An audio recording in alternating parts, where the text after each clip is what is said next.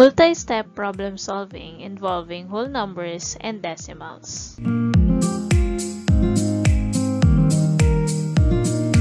After going through this lesson, you are expected to solve multi-step problem involving multiplication and addition or subtraction of decimals, mixed decimals, and whole numbers, including money, using appropriate problem-solving strategies and tools.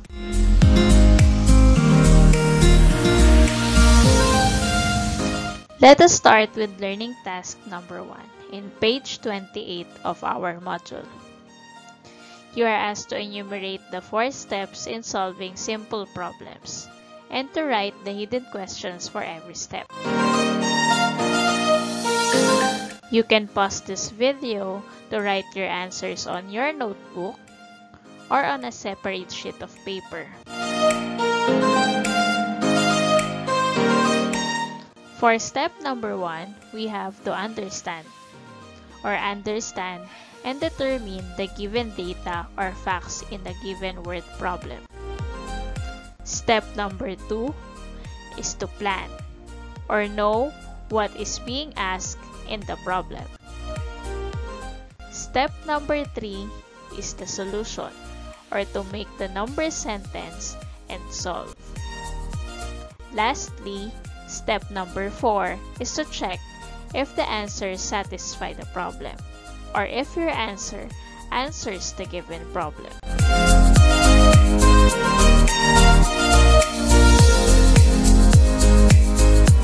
Multi-step word problem are combinations of either 2 or 3 fundamental operations, which includes hidden questions like addition and subtraction, subtraction and multiplication, multiplication and division, or addition, multiplication and division, subtraction, multiplication and division, addition, subtraction and multiplication, and addition, subtraction and division.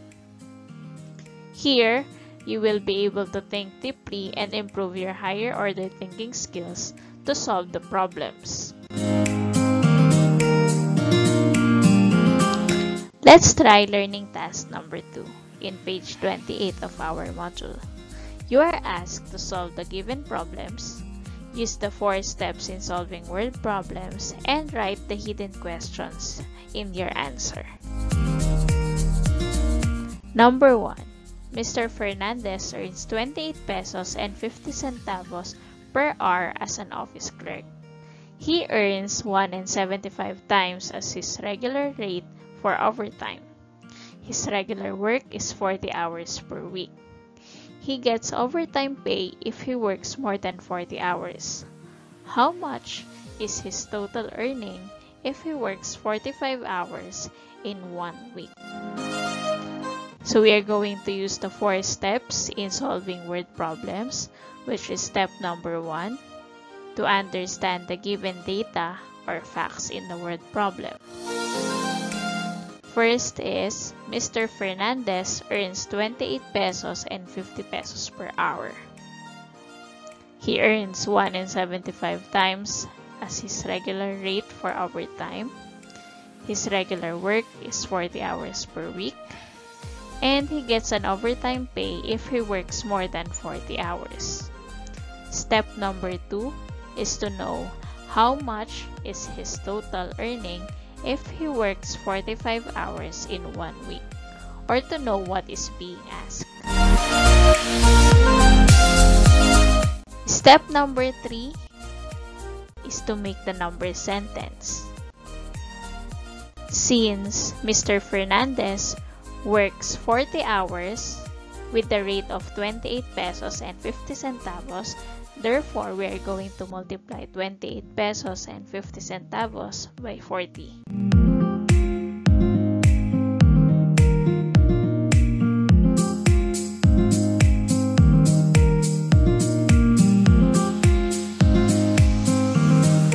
Next is to multiply the regular rate per hour by 1.75 to 5 hours for the overtime pay.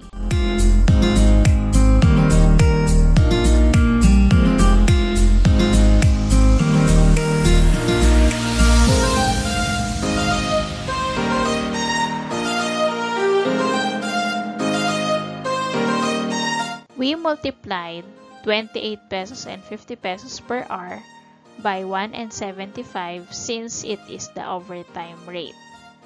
And we also multiplied the answer by 5 hours because Mr. Fernandez worked 5 hours overtime.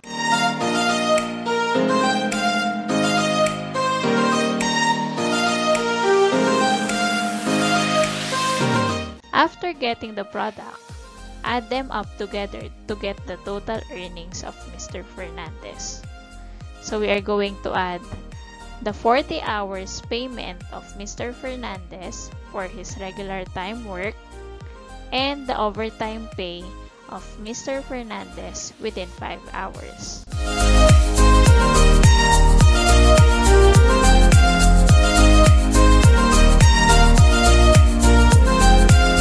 Therefore, the total earnings of Mr. Fernandez is 1,389 pesos and 375 centavos. You can pause this video and answer the remaining items on your module. And after answering, you may now proceed with the next part. Let's move with learning task number 3. A clerk is paid 45 pesos and 50 centavos per hour for 40 hours per week. 1.50 times the regular rate for overtime and double the regular for a holiday. How much does the clerk get if he works overtime for 3 hours and 5 hours on a holiday?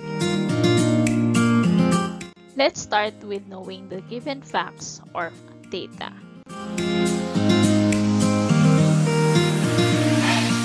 The clerk is paid 45 pesos and 50 centavos per hour for 40 hours per week. 1.50 times the regular rate for overtime and double the regular rate for a holiday. Next is to know what is being asked.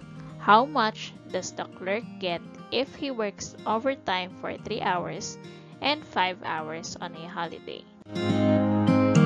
First is to multiply 45 pesos and 50 centavos per hour by 40 hours since the clerk works 40 hours in a week with the rate of 45 pesos and 50 centavos.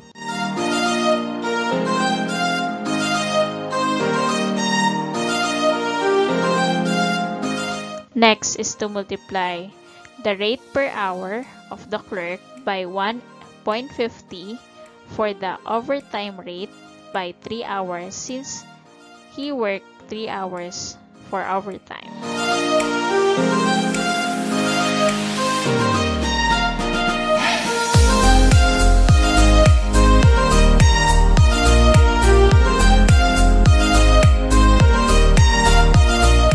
Third is to multiply 45 pesos and 50 centavos by 2 for the holiday rate by 5 hours since he worked 5 hours during a holiday.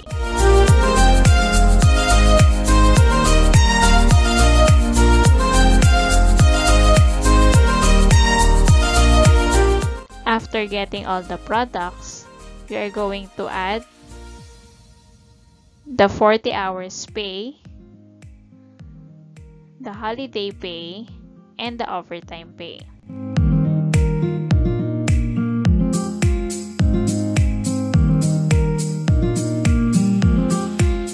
Therefore, the clerk gets 2,479 pesos and 75 cents. You can pause again this video and answer the remaining items in learning task number 3.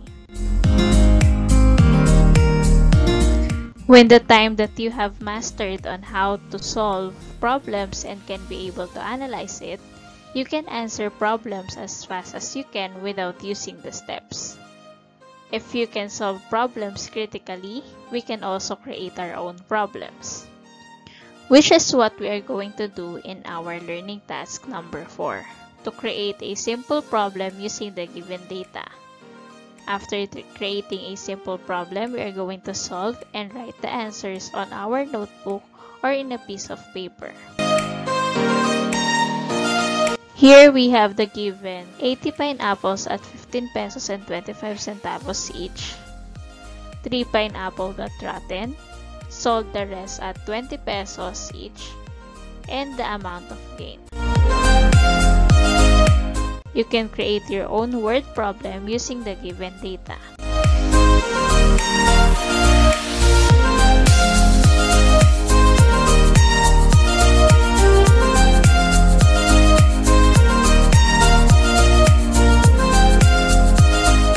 Productivity is never an accident.